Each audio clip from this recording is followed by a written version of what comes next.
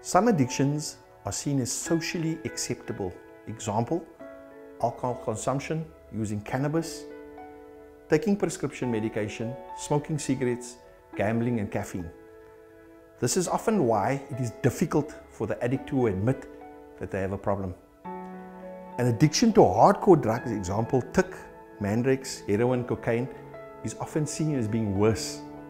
But the side effects are similar. It totally destroys families.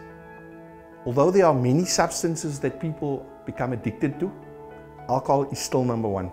Alcohol addiction is also known as alcohol dependency or alcoholism.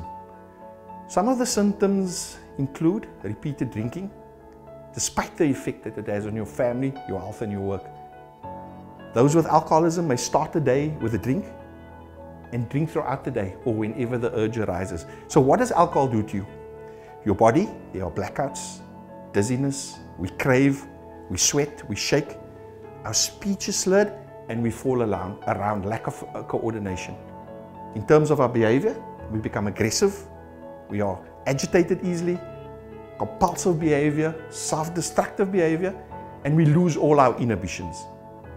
So the second drug that we speak about is cannabis, and this is more commonly known as dagga or weed.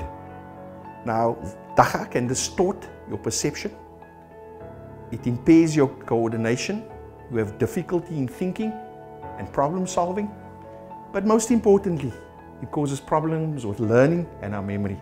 So some of the symptoms of dagga include red eyes, and you'll find that whenever they smoke dagga, they walk around with hygiene bottles, and if you find this, it's a problem.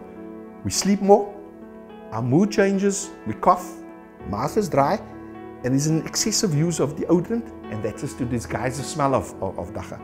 So the next one we speak about is meth, more commonly known as tik in South Africa. It has severe side effects and is highly addictive.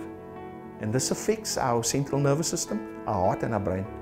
So tik is associated with aggression, violence, and the high crime statistics that our country faces at the moment.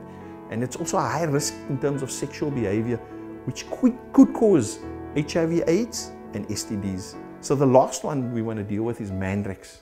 Now mandrax is associated with weak immune systems, respiratory failure, mental and physical deterioration. There's also a lot of an aggression when the high wears off and confusion.